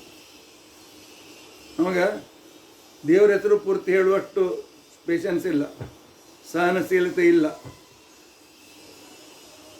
ನಮಗೆ. ಅಷ್ಟೇ. ಇವತ್ತು ಏಕಾದಶಿ, ಮುಂಬೈಯವರು ನಮಗೆ 2ನೇ ಏಕಾದಶಿ. ಏನು ರೀ ಆಚಾರ್ಯ 2ನೇ ಏಕಾದಶಿನ ಪ್ರವಚನ ಕೊಡ್ತಾ ಇದ್ದೀರಲ್ಲ? ಏಕಾದಶಿ ದಿವಸ ಉತ್ಸವ ಭಾಳ ಬರ್ತದೆ, ಶಕ್ತಿ ಭಾಳ ಬರ್ತದೆ. ಯಾಕಂದ್ರೆ ಏನು ಹೊಟ್ಟೆಗೆ ಹೋಗಂಗಿಲ್ಲ, ಆಲಸ್ಯ ಬರೋಂಗಿಲ್ಲ. ಅದರಿಂದಾಗಿ ಉತ್ಸಾಹ ಹೆಚ್ಚಿರ್ತದೆ. ಆದರೆ ನಮ್ಮಲ್ಲಿ ಕೆಲವರು ಆಚಾರ್ಯ ಮುಸ್ರಿ ಬರೋಂಗಿಲ್ಲ ಅಲ್ಲೇನ್ರಿ, ಯಾಕೆ ಸ್ವಲ್ಪ ಹುರಿದು ಉಪ್ಪಿಟ್ಟು ಮಾಡ್ಕೊಂಡು ತಿಂತೀವಿ, ಸ್ವಲ್ಪ ಸೂಸ್ಲವಲಕ್ಕೆ ಮಾಡ್ಕೊಂಡು ತಿಂತೀವಿ, ಇಲ್ಲ ಸ್ವಲ್ಪ ಹುರಿದು ರಾಮನುಂಡು ತಿಂತೀವಿ ಅಂತ ತಿಳ್ಕೊಂಡಂತೆ. ಅದಕ್ಕೋಸ್ಕರ ಕೃಷ್ಣಾಮೃತ ಮಹಾರ್ಣವದಲ್ಲಿ ಹೇಳಿದರು, ಉಪನಯನವಾಗುವವರೆಗೆ ಅಥವಾ ಹೆಣ್ಣು ಮಕ್ಕಳಿಗೂ ಕೂಡ 8ನೇ ವಯಸ್ಸಿನವರೆಗೆ, 8 ವಯಸ್ಸು ಆಯಿತು, ಅಶೀತಿ 80 ವರ್ಷಗಳವರೆಗೆ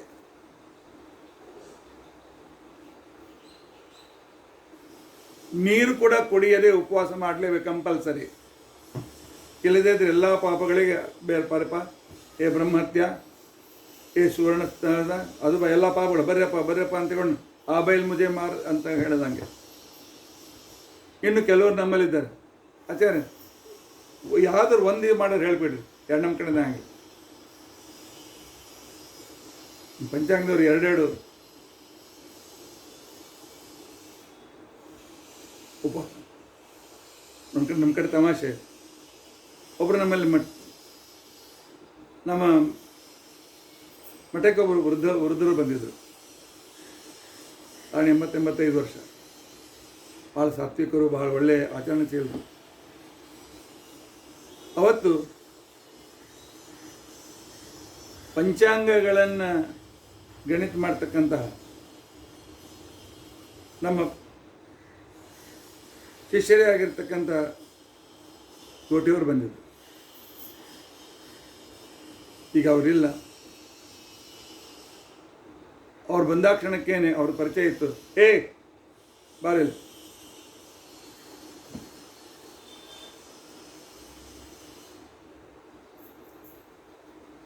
ಇನ್ನೊಮ್ಮೆ ಏಕಾದಶಿ 2 ಏಕಾದಶಿ ಪಂಚಾಂಗದ ಹಾಕಿದೆ ಅಂತಂದ್ರೆ ನೀನು ತಲೆ ಬಡಿತೆ ನೋಡೋದು. ಅಪ್ಪ ಅವತ್ತು 2ನೇ ಏಕಾದಶಿನೇ ಇತ್ತು. 85 ವರ್ಷದವರು ತಮಾಷೆಗೆ ಹೇಳಿದ್ರು. ಆ ಮಾತು ಬೇರೆ.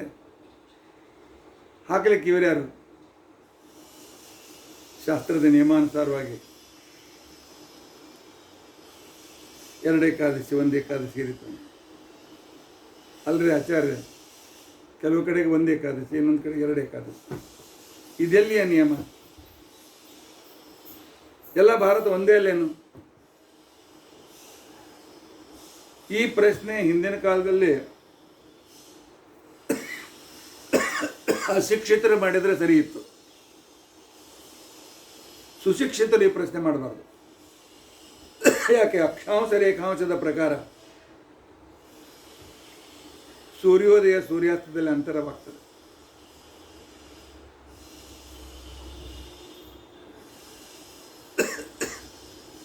ಎಲ್ಲಿ 2 ಏಕಾದಶಿ ಇದೆ ಆ ಊರುಗಳಿಗೆ ಸೂರ್ಯೋದಯಾತ್ ಪೂರ್ವ ಅರುಣೋದಯದಲ್ಲಿ ದಶಮಿ ತಿಥಿ ಬಂದು ಸೇರಿಕೊಂಡಿತ್ತು. ಯಾರಿಗೆ 1 ಏಕಾದಶಿ ಇದೆ ಅವರಿಗೆ. ಆದ್ದರಿಂದ ನಿನ್ನೆ ಅವರಿಗೆ ದಶಮಿ, ಇವತ್ತು ಏಕಾದಶಿ. ಆದರೆ ಮುಂಬೈ ಮತ್ತು ಗುಜರಾತ್ ಇತ್ಯಾದಿಗಳಲ್ಲಿ, ತೆಲಂಗಾಣ ಕೆಲವು ಪ್ರದೇಶಗಳಲ್ಲಿ 2 ಏಕಾದಶಿ ಇದೆ. ಅಕ್ಷಾಂಶ ರೇಖಾಂಶದ ಪ್ರಕಾರ, ಲ್ಯಾಟಿಟ್ಯೂಡ್ ಲ್ಯಾಂಗಿಟ್ಯೂಡ್ ಪ್ರಕಾರ ನಿನ್ನೆ ಅರುಣೋದಯಕ್ಕೆ ನಮಗೆ ದಶಮಿ ಹತ್ತಿರಲಿಲ್ಲ. ಅರುಣೋದಯ ಪೂರ್ವ ದಶಮಿ ಮುಗಿದೋಗಿತ್ತು.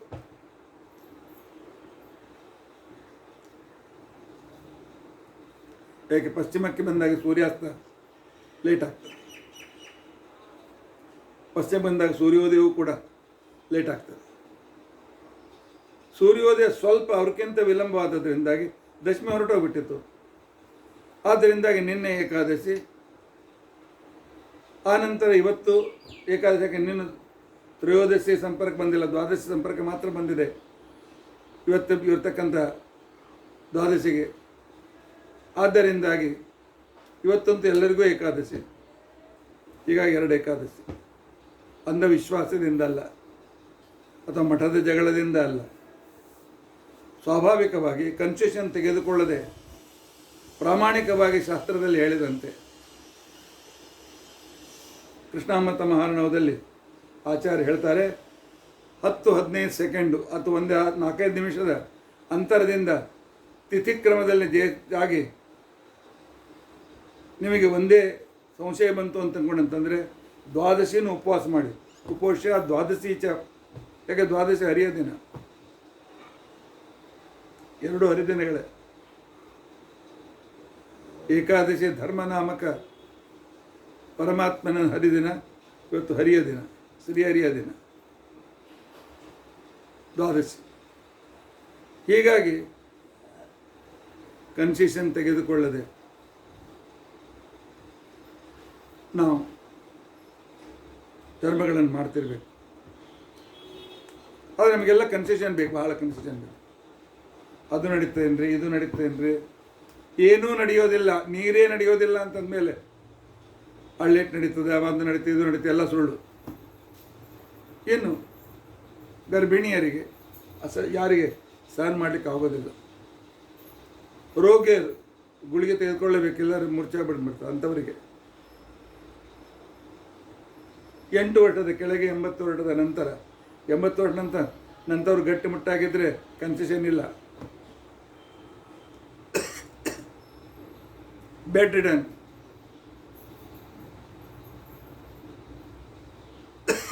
ಅವರೆಲ್ಲೂ ಅವರಿಗೇನು ಸ್ವಲ್ಪ ಕಿಂಚಿತ್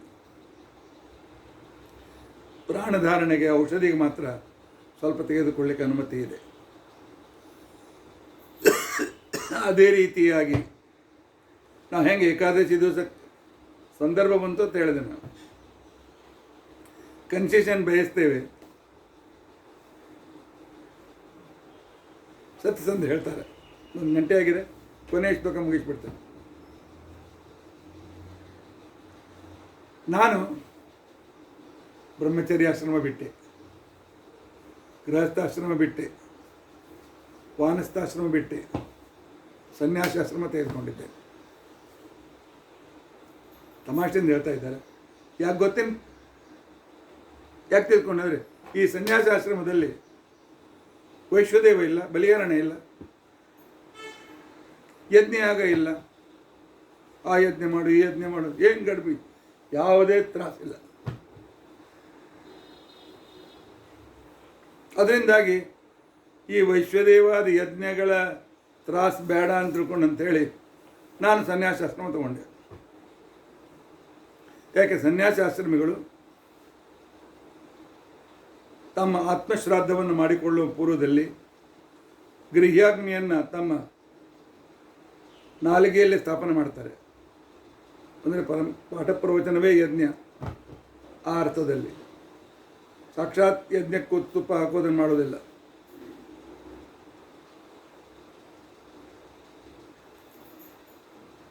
ಅದಕ್ಕೋಸ್ಕರ ಸನ್ಯಾಸಾಶ್ರಮ ತಗೊಂಡೆ. ಹೋಗ್ಲಪ್ಪ, ಸನ್ಯಾಸಾಶ್ರಮ ಧರ್ಮ ಅದಲ್ಲ. ಏನು? ಚರಕಃ, ಒಂದು ದಿನ ಒಂದು ರಾತ್ರಿ ಇನ್ನೊಂದು ಕಡೆಗೆ ಇರಬಾರ್ದು. ಅದು ನಮ್ಮ ಸ್ವಾಮಿಗಳಂಥ ಪೀಠಾಧೀಶರಿಗೆ ಅವರಿಗೆ ಇದು ನಿಯಮ ಇಲ್ಲ. ಅವರು ಹೆಚ್ಚು ಕಡಿಮೆ 10 ದಿವಸ ಇರ್ಬೋದು ಒಂದು ಕಡೆಗೆ. ಆದರೆ ಯಾರು ಬಿಡಿ ಸನ್ಯಾಸಿಗಳಾಗ್ತಾರೆ ಅವರು ಊರೂರು ತಿರುಗಬೇಕು. ಇಂಥ ಸಂದರ್ಭದಲ್ಲಿ ಊರೂರು ತಿರುಗಿ ಏನು ಮಾಡಬೇಕು? ಧರ್ಮ ಪ್ರಚಾರ ಮಾಡಬೇಕು. ಹೋಗ್ಲಪ್ಪ, ಸನ್ಯಾಸ ಅದೇ ಅಂತ ತಿಳ್ಕೊಂಡು ಅಂತೇಳಿ ಅದರೇ ನಾನು ಮಾಡಿದ್ದೇನೋ ಅದನ್ನು ನಾನು ಮಾಡಲಿಲ್ಲ. ಕರಕಸ್ಸನ್ನುಪಾಸೆ. ಯಾವ ಗೃಹಸ್ಥರು ಹಣ ಕೊಡ್ತಾರೆ? ಯಾವ ಮಿನಿಸ್ಟರ್ ನನಗೆ ಹೆಲ್ಪ್ ಮಾಡ್ತಾರೆ? ಯಾವ ವ್ಯಕ್ತಿ ಶ್ರೀಮಂತ ನಾನು ಮಾಡೋ ಪ್ರಾಜೆಕ್ಟಿಗೆ ಹೆಲ್ಪ್ ಮಾಡ್ತಾನೆ? ಅಂಥವರನ್ನು ಬೆನ್ನಟ್ಟಿ ನೀವೇ ಇಂದ್ರ, ನೀವೇ ಚಂದ್ರ, ನಿಮ್ಮಿಂದ ನಮ್ಗೆ ಆಗ್ತದೆ, ನಿಮ್ಮಿಂದ ಎಲ್ಲ ಕೆಲಸ ಆಗ್ತದೆ ಅಂತ ತಿಳ್ಕೊಂಡು ಅಂತೇಳಿ ದೇವರನ್ನು ನಂಬೋ ಬದಲಾಗಿ ಇಂಥವರನ್ನು ನಂಬಿ ಸನ್ಯಾಸಿ ಆದಮೇಲೂ ಇಂಥವರಿಗೆ ಕೈ ಒಡ್ಡಿ ಈ ರೀತಿಯಾಗಿ ಕೆಲವರು ಇರ್ತಾರೆ ಅಂತ ಅನ್ನೋದನ್ನು ಸತ್ಯಸಂಧರಿಗೆ ತೋರಿಸಬೇಕಾಗಿದೆ. ತುಳಸಿ ಮಾಲೆ, ಒಳ್ಳೆ ಭರ್ಜರಿ ಶಾಲು, ಚಲೋ ಧಾಳಾದ ನಾಮ, ಒಳ್ಳೆ ಉತ್ತಮವಾಗಿರ್ತಕ್ಕಂಥ ಶಿಖ, ಇವುಗಳನ್ನೆಲ್ಲ ಧಾರಣ ಮಾಡೋದು ಕೆಲವು ಸಲ ಜನರನ್ನು ಮೋಸ ಮಾಡೋದಕ್ಕೋಸ್ಕರ. ಕಾವಿ ಬಟ್ಟೆ ಮುಟ್ಟುಕೊಳ್ಳೋದು ಜನರನ್ನು ಮೋಸ ಮಾಡೋದಕ್ಕೋಸ್ಕರ. ಇಂಥ ಮೋಸಗಾರರು ಇದ್ದಾರೆ. ಇವರಿಂದಾಗಿ ಬಹಳ ಶುದ್ಧ ಸನ್ಯಾಸ ಧರ್ಮವನ್ನು ಪರಿಪಾಲನೆ ಮಾಡುವ ನಮ್ಮ ಪೀಠಾಧಿಪತಿಗಳು ಅಂತೇನಿದ್ದಾರೆ, ಅವರ ಹೆಸರು ಕೂಡ ಕೆಟ್ಟು. ಅವರು ಈ ರೀತಿಯಾಗಿ ಯಾವುದೇ ರೀತಿ ಆಶೆ ಮಾಡೋದಿಲ್ಲ.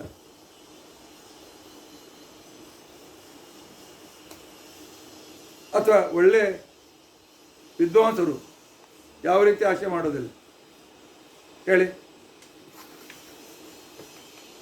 ಕೊರೋನಾ ಆದ ನಂತರ, ಕೊರೋನಾ ಕಾಲದ ಪೂರ್ವದಲ್ಲಿ ನಾನು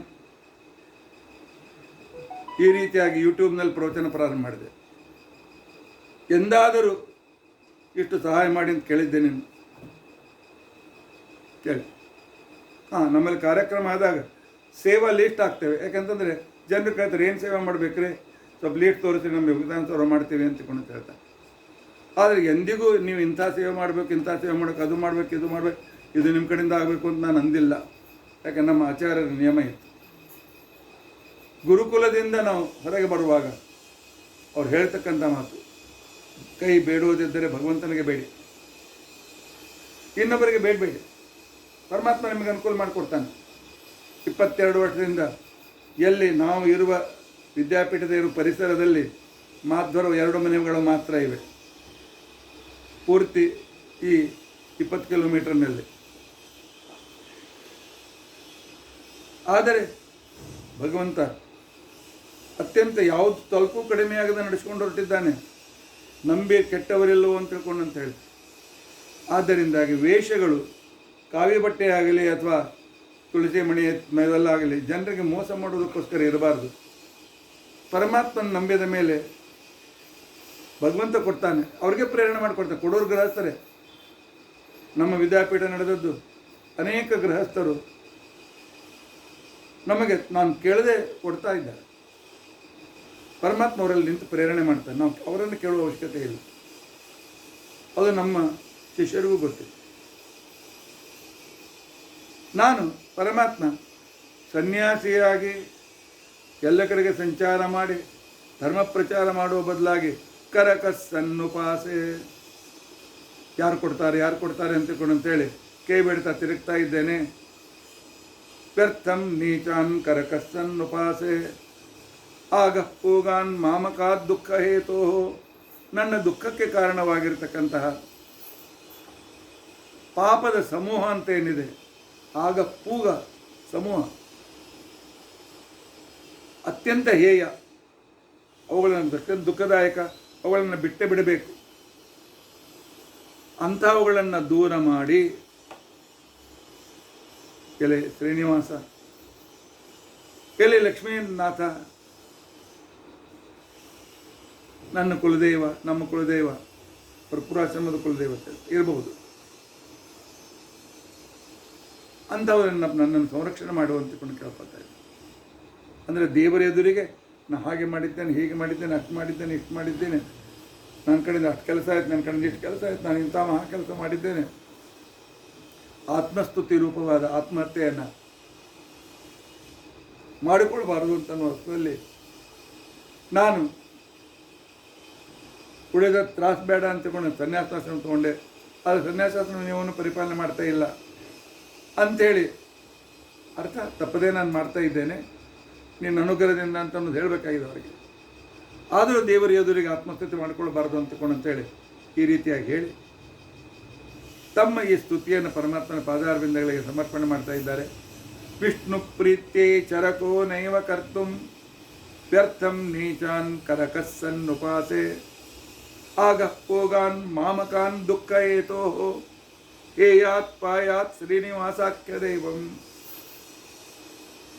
48 ಶ್ಲೋಕಗಳು, ಸುಮಾರು 7-8 ದಿವಸ ಹಿಡಿತು, 7 ದಿವಸ ಹಿಡಿತು ಅಂತ ಕಾಣ್ತಾರೆ.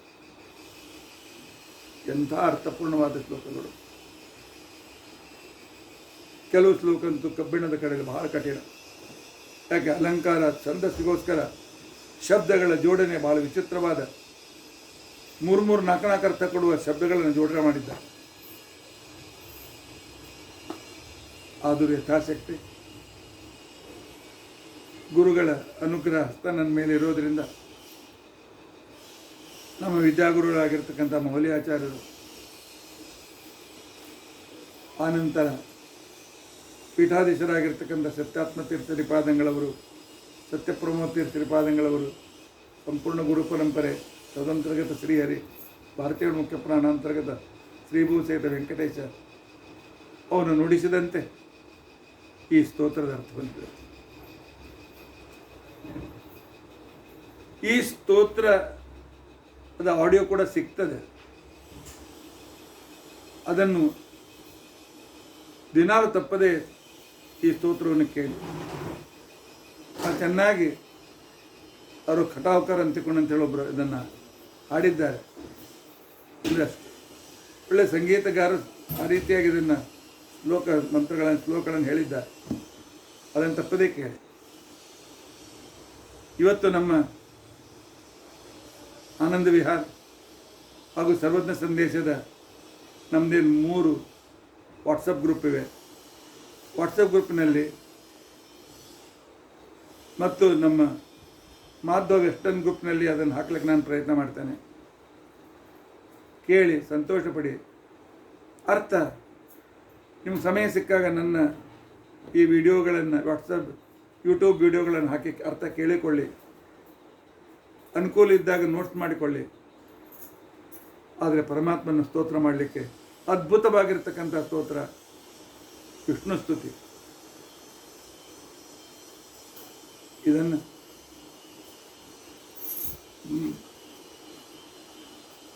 ಮಂಗಳ ಅಂತ ಇವತ್ತು ಅನ್ನೋದಿಲ್ಲ. ನಾನು ಏಕಾದಶಿ ಮಂಗಳ ಮಾಡಲಿಕ್ಕೆ ಬರೋದಿಲ್ಲ.